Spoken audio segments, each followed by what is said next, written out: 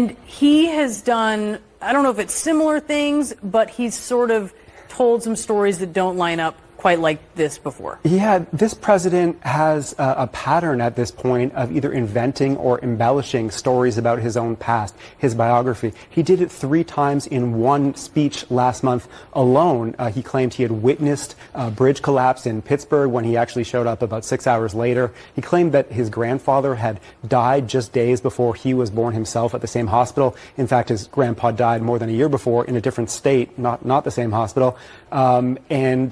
And he also repeated a favorite false story that I and others have debunked over and over again about a supposed conversation with an Amtrak train conductor he was friends with, who was actually deceased at the time the conversation would have had to take place. And that's not all. There are some more serious ones, in my view. Previously in his presidency, he claimed at one point he'd been arrested during a civil rights protest when, in other versions of the story, he just said an officer had taken him home from a protest. He said he had visited the Pittsburgh synagogue where worshippers were killed in a 2018 mass shooting. In fact, he had actually spoken to the rabbi, but never went.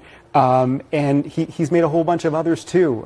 He said at one point, Republicans like to bring this up, he said that he used to drive a tractor trailer, he used to drive an 18-wheeler. Never happened. The White House later clarified he used to drive a school bus at one point as a job briefly. School bus, of course, not an 18-wheeler. So whatever his intentions, whether it's foggy memory about stuff that's going on decades ago or deliberate embellishment, this is an unfortunate pattern that keeps coming up again and again with Joe Biden.